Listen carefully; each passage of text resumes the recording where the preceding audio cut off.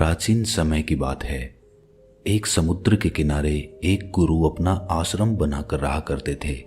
हजारों शिष्य उनसे ज्ञान ग्रहण करने के लिए दूर दूर से उनके पास आकर रहते थे।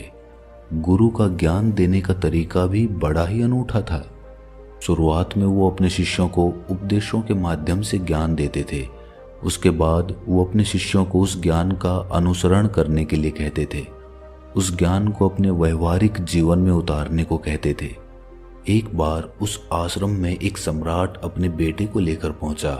उस सम्राट ने उस गुरु से प्रार्थना की कि आप मेरे बेटे को अपने आश्रम में रहने दें और अपने तरीके से उसे ज्ञान दें। उसे इस आश्रम में बिल्कुल भी ऐसा नहीं लगना चाहिए कि वो किसी सम्राट का बेटा है। उसे बिल्कुल साधारण शिष्यों की तरह ही ज्ञान देने की कृपा करें। गुरु ने मुस्कुराते हुए कहा कि सम्राट, ज्ञान इसी तरीके से लिया जा सकता है। अगर तुम अपने आप को दूसरों से बड़ा समझोगे तो तुम ज्ञान ग्रहण नहीं कर पाओगे।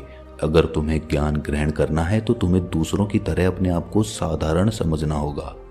यही ज्ञान ग्रहण करने की सबसे पहली सीढ़ी होती है। तुम निश्चिंत रहो, आज से तुम्हारे बेटे की जिम्मेदारी मेरे कंधों पर रही। ये कहकर गुरु सम्राट के बेटे को अपने साथ लेकर समुद्र के किनारे टहलने के लिए निकल गए। आश्रम के बाकी सभी बच्चे उस सम्राट को देख रहे थे। सम्राट अपने बेटे को अपने रथ पर बिठाकर लाया था, जिससे सभी बच्चे समझ गए थे कि ये लड़का सम्राट का बेटा है। इसी वजह से आश्रम के सभी बच्चे सम्राट के बेटे की तरफ आकर्षित हो गए थे। जब गुरु सम्राट के बेटे को लेकर समुद्र पर टहल रहे थे तो सम्राट का बेटा अचानक फूट फूट कर रोने लगा, क्योंकि अभी वो सिर्फ 12 वर्ष का था और 12 वर्ष की आयु में उसके पिता उसे अपने से दूर छोड़कर चले गए थे। ये सदमा वो बच्चा सहन नहीं कर पा रहा था। वो नहीं समझ पा रहा था कि उसके पिता उसकी भलाई के लिए उसे उस गुरु के पास छोड़कर गए हैं। उसे रोते हुए देखकर गुरु ने कहा कि बेटा, मैं तुम्हें चुप नहीं करूंगा। हो सकता है कि आज मैं तुम्हारे आंसू पोंछ दूं, लेकिन कल तुम फिर अपने आप को अकेला पाओगे। याद रखना, जीवन में इंसान अकेला आता है और अकेला ही जाता है। जितनी जल्दी जो इंसान इस बात को समझ लेता है, वो उतनी जल्दी आत्मज्ञान के रास्ते पर निकल पड़ता है। गुरु ने अपनी बात आगे बढ़ाते हुए कहा कि जो इंसान अकेला रहना सीख लेता है वही खुद से प्यार कर पाता है, और जो खुद से प्यार करना जानता है वो किसी के भी जाने का अफसोस नहीं करता, क्योंकि वो खुद से ही प्यार करता है। धीरे धीरे तुम आश्रम के माहौल में ढल जाओगे। शुरुआत में तुम्हें समस्या आ सकती है, लेकिन कुछ दिनों के बाद तुम इसे आत्मसात कर लोगे। उसके बाद तुम्हें यही जगह बहुत अच्छी लगने लगेगी। ये जगह तुम्हें अपनी महल जैसी लगने लगेगी। संध्या हो चली थी। समुद्र के दूसरे छोर पर सूरज छिपने लगा था और अपनी लालिमा पूरे आसमान में बिखेर रहा था। बड़ा ही सुंदर दृश्य था और गुरु उस शिष्य को अपने साथ लेकर आश्रम में वापस लौट आए। उस शिष्य को भी थोड़ी सांत्वना मिली, क्योंकि गुरु की आंखों में एक अभूतपूर्व शांति झलक रही थी। और जब हम किसी एकांतवासी गुरु की आंखों में वो शांति देख लेते हैं तो हमारे हृदय पे से भी सारा भार हट जाता है। मन एकदम निर्मल हो जाता है। जब सम्राट का बेटा रात्रि का भोजन करने के लिए भोजन कक्ष में पहुंचा तो आसपास के सभी शिष्य उसके पास आने लगे। उन सभी को पता था कि ये सम्राट का बेटा है और अगर हम इससे दोस्ती कर लेते हैं तो उससे हमारा बहुत फायदा होने वाला है। यही सोचकर आश्रम के ज्यादातर बच्चों ने उसे घेर लिया था। बस कुछ बच्चे जो अकेले रहने का महत्व समझते थे, जो दिखावे में विश्वास नहीं करते थे, वो उस सम्राट के बेटे के पास जाने की बजाय अपना पूरा ध्यान खाने पर लगा रहे थे और एकांत में बैठकर अपना भोजन कर रहे थे। कुछ दिनों के बाद सम्राट के बेटे की आश्रम के ज्यादातर बच्चों के साथ दोस्ती हो गई। अब वो आश्रम में उन बच्चों के साथ घूमता, उन्हीं के साथ अपना ज्यादातर समय बिताता। आखिरकार सम्राट का बेटा था, सुख सुविधाओं में पला बढ़ा था। आसपास बहुत से दास और दासियां होते थे। आसपास अपने मित्रों से घिरे होना, वही दिनचर्या उसने इस आश्रम में भी अपना ली थी। ऐसा नहीं था कि गुरु को ये सब पता नहीं था, पर गुरु उसे अलग तरीके से ज्ञान देना चाहते थे। बच्चों को ज्ञान आप उपदेश देकर नहीं दे सकते, उन्हें साक्षात्कार कराना पड़ता है। उसके बाद उन्हें वो बात समझ आती है जो आप समझाना चाहते हैं। गुरु को ये बात पता थी कि अगर मैं इसे बोलकर बताऊंगा तो ये कभी समझ नहीं पाएगा, मुझे इसे दिखाना पड़ेगा, इसे एहसास कराना पड़ेगा कि अकेले रहने से ही तुम अपनी शक्तियों को जान पाओगे। ये सीख देने के लिए गुरु एक दिन उस शिष्य को अपने साथ एक पहाड़ी की चोटी पर ले गए। पहाड़ी पर पहुंचकर गुरु ने उस शिष्य से कहा कि अब तुम्हारा ज्ञान पूरा हो चुका है, बस एक आखिरी रात तुम्हें यहाँ पर बितानी होगी। उसके बाद अगले दिन शाम को मैं तुम्हारे राजमहल में तुमको पहुंचा दूंगा। वो बच्चा तो ये सुनकर बहुत खुश हो गया कि अब मैं वापस अपने राजमहल चला जाऊंगा, फिर से मेरे दास और दासियां, सारी भोग की वस्तुएं मेरे पास होंगी। उस शिष्य ने गुरु से पूछा कि गुरुजी, मुझे आज रात आप यहाँ पहाड़ी पर क्यों छोड़ रहे हैं? आखिर मुझे कौन सा आखिरी ज्ञान यहाँ से मिलेगा? गुरु ने मुस्कुराते हुए कहा कि यहाँ पर चट्टान के पीछे तुम्हें छिपकर बैठना होगा। यहाँ पर रोज रात को एक बाज आता है, तुम्हें उस बाज को देखना है, बड़ी गौर से देखना है, हर गतिविधि देखनी है। और उस बाज को देखने के बाद अगले दिन अगर तुम उस बाज की खूबियां मुझे बता पाए तो मैं तुम्हें तुम्हारे राजमहल वापस भिजवा दूंगा। और हाँ, सुबह आने से पहले एक बात पर और ध्यान देना है। एक चरवाहा यहाँ पर अपनी भेड़ों को चराने के लिए आता है, तुम्हें उन भेड़ों की गतिविधियां भी देखनी है। याद रखना, बाज की गतिविधि रात को और भेड़ों की गतिविधि सुबह। अगर तुम दोनों की गतिविधि ध्यान से देखकर मुझे बता पाए तो तुम इस आश्रम से हमेशा के लिए आजाद हो जाओगे, तुम्हारा ज्ञान पूरा हो जाएगा। मैं तुम्हारे पिता को कह दूंगा कि ये बच्चा हमारे आश्रम का सबसे ज्ञानी बच्चा है। ये कहकर गुरु अपने आश्रम में वापस लौट आए और वो बच्चा वहीं पर उस चट्टान के पीछे खड़ा हुआ उस बाज का इंतजार करने लगा। काफी वक्त बीत जाने के बाद वहां पर एक बाज अपने बच्चों के साथ पहुंचा। सम्राट के बेटे ने पूरी रात उस बाज की गतिविधि बड़े ही ध्यानपूर्वक देखी और सुबह होने के बाद जब चरवाहा वहां पर अपनी भेड़ों को लेकर पहुंचा तो उसने एक अभूतपूर्व दृश्य देखा। उसने देखा कि वो बाज भेड़ के एक मेमने को अपने पंजों में दबाकर आसमान में उड़ गया। उसने उस भेड़ के बच्चे का शिकार कर लिया था। ये सारा दृश्य देखकर वो बच्चा आश्रम में वापस अपने गुरु के पास पहुंचा। इससे पहले कि गुरु उससे कुछ पूछते, उसने गुरु को प्रणाम करते हुए कहा कि गुरुदेव, आप आश्रम के सभी बच्चों को यहाँ पर बुला लीजिए। मैं सब लोगों को बताना चाहता हूँ कि मैंने क्या देखा। जब आश्रम के सभी बच्चे वहां पर पहुंच गए तो उस सम्राट के बेटे ने कहना शुरू किया कि मैंने अपने जीवन में बहुत से पक्षियों को देखा है, लेकिन बाज उन सभी पक्षियों में से सबसे अद्भुत और सबसे अलग होता है। उदाहरण के लिए एक तोता हम सभी ने देखा है।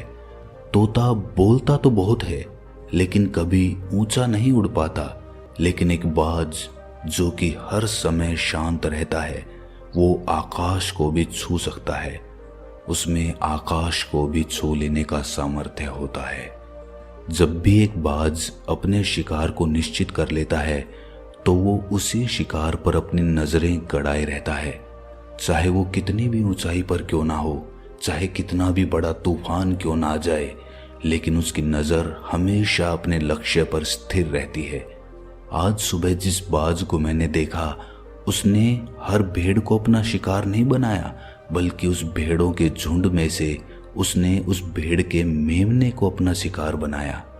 उस बाज की तरह हमें भी अपना ध्यान अपने एक ही लक्ष्य पर स्थिर रखना चाहिए, चाहे कितनी भी अड़चने क्यों ना आए, हमें अपना लक्ष्य स्पष्ट दिखाई देना चाहिए। 10-20 अलग अलग लक्ष्यों में अपनी ऊर्जा बर्बाद करने की बजाय हमें किसी एक लक्ष्य पर पूरी एकाग्रता के साथ ध्यान देना चाहिए। तीसरी बात जो मैंने उस बाज से सीखी और जो हम सभी को सीखनी चाहिए वो ये है कि बाज कभी भी दूसरे पक्षी के साथ नहीं उड़ता, वो हमेशा आकाश में अकेला उड़ता है। इससे हमें ये सीख लेनी चाहिए कि हमें कभी भी छोटी सोच वाले लोगों के साथ नहीं रहना चाहिए। आखिरकार हम भी वही बन जाते हैं जिनके साथ हम रहते हैं। इसीलिए या तो बड़ी सोच वालों के साथ रहो या फिर अकेले रहो, क्योंकि जब हम अकेले रहते हैं तभी हम खुद की ताकत और खुद की कमजोरियों को जान पाते हैं। कमजोरियों को जानकर उनको दूर कर सकते हैं और अपनी ताकत को जानकर उसका सही इस्तेमाल कर सकते हैं। लेकिन वो तभी संभव होगा जब हम अकेले रहना सीखेंगे। चौथी सीख जो हमें एक बाज से लेनी चाहिए कि एक बाज हमेशा अपनी सीमाओं से ऊपर उठकर उड़ता है। जब तूफान आता है तो हर एक पक्षी अपने घोंसले की तरफ भागता है, खुद को छुपाने की जगह ढूंढता है, लेकिन बाज ऐसा कुछ भी नहीं करता। वो खुद की सीमाओं को तोड़कर बादलों से भी ऊपर उड़ने का प्रयास करता है। हवाएं उसे थपेड़े मारती हैं, पंख उसके भारी हो जाते हैं, पानी और धूल की वजह से उसे कुछ दिखाई नहीं देता, लेकिन वो फिर भी आसमान की तरफ उड़ता रहता है और अंततः बादलों से भी ऊपर निकल जाता है और वहां तब तक उड़ता रहता है जब तक मौसम ठीक नहीं हो जाता। अपनी सीमाओं को सिर्फ इसीलिए तोड़ पाता है क्योंकि वो समस्या के आने पर उससे घबराता नहीं है, उससे डरकर बचने का प्रयास नहीं करता, बल्कि एक सकारात्मक नजरिए के साथ उसका सामना करता है। जीवन में चाहे कितनी भी अड़चनें क्यों ना आए, हमें उन अड़चनों से लड़ना चाहिए, ना कि उनसे डरकर कहीं छिपकर बैठना चाहिए। बहादुर तो वो लोग होते हैं जो तूफानों से टकरा जाते हैं, कायर तो अपने घर में, अपने घोंसले में अपनी जगह ढूंढकर बैठ जाते हैं। पांचवी बात जो हमें एक बाज से सीखनी चाहिए कि बाज कभी भी अपने घोंसले में घास के कोमल तिनके नहीं रखता। जो तिनके कोमल होते जाते हैं वो उन्हें निकाल कर फेंकता रहता है। उसी तरह चाहे कितनी भी आरामदायक जिंदगी आपको मिली हो, लेकिन उस आराम से ऊपर उठकर अपने आलस्य को तोड़कर जीवन में मेहनत करते रहना चाहिए। जीवन में पसीना बहाना चाहिए, शारीरिक मेहनत करनी चाहिए। अपने घोंसले से कोमल तिनके उठाकर फेंक दो और आज ही अपने आलस्य को तोड़कर निकल पड़ो। हर दिन अपने आप को चुनौतियां दो, हर दिन मुश्किलों से लड़ो, क्योंकि वही मुश्किलें तुम्हें मजबूत बनाएंगी। जंगल के राजा शेर को भी झुंड बनाकर शिकार करते हुए देखा जा सकता है, लेकिन बाज हमेशा अकेला शिकार करता है, क्योंकि वो जानता है कि भीड़ हौसला तो देती है मगर साहस छीन लेती है। आदमी को हमेशा अकेले ही आगे बढ़ना होता है। यही कारण होता है कि वो जल, थल और नभ सभी जगहों पर अपने शिकार का परचम लहरा सकता है। बाज की उम्र लगभग 70 साल की होती है, लेकिन 40 साल में ही उसका शरीर बूढ़ा हो जाता है। नाखून उसके पैरों में धंसने लगते हैं, पंख उसके शरीर में चिपक जाते हैं, उसकी चोंच मुड़ जाती है, उसका शरीर भारी हो जाता है। ऐसी स्थिति में शिकार करना तो क्या, उड़ने की भी हालत नहीं रहती उसकी। ऐसे में उसके पास सिर्फ 2 विकल्प होते हैं। पहला, या तो वो खुद की इस अवस्था को स्वीकार कर ले और भूखा प्यासा मर जाए, या किसी दूसरे जानवर का शिकार बन जाए। और दूसरा विकल्प ये होता है कि वो 6 महीने एक बहुत ही दर्दनाक प्रक्रिया से गुजरे और खुद को फिर से पहले जैसा मजबूत बना ले। लेकिन बाज तो बाज है, वो दूसरा विकल्प चुनता है। इसके लिए वो खुद को एक बहुत ही ऊंचे पहाड़ पर ले जाता है, जहां वो पहले अपनी चोंच से अपने सारे पंख खींच खींच कर उखाड़ देता है और फिर चट्टान पर पैर मार मार कर अपने पंजे तोड़ देता है। उसके बाद उसी चट्टान पर अपनी चोंच को पटक पटक कर तोड़ देता है और इस लहूलुहान अवस्था में खुद को दूसरे जानवरों से छुपाता फिरता है। अगले 6 महीने तक वो इसी दर्दनाक प्रक्रिया से गुजरता है और इंतजार करता है नई चोंच, नए पंख और नए पंजों का। तब फिर वो अपनी नई जिंदगी शुरू करता है और निकल पड़ता है अपने शिकार पर और अगले 30 सालों तक फिर से राज करता है। इसीलिए समय आने पर हमें भी अपनी पुरानी आदतों को छोड़ना पड़ता है और कुछ नया सीखना पड़ता है। समय के साथ बदलना पड़ता है, अपने आप को तैयार करना पड़ता है, वरना हमारा भी शिकार हो सकता है, हम भी पीछे रह सकते हैं। इसके बाद सम्राट के बेटे ने भेड़ों की विशेषता बताते हुए कहा कि भेड़ हमेशा झुंड में चलती है। उन्हें झुंड में एक साथ चलने से हिम्मत मिलती है, लेकिन जैसे ही उन पर शिकार होता है वैसे ही वो भीड़ तितर बितर हो जाती है और उस पूरी भीड़ में से एक भी भेड़ अपने साथी की मदद करने के लिए वापस नहीं लौटती।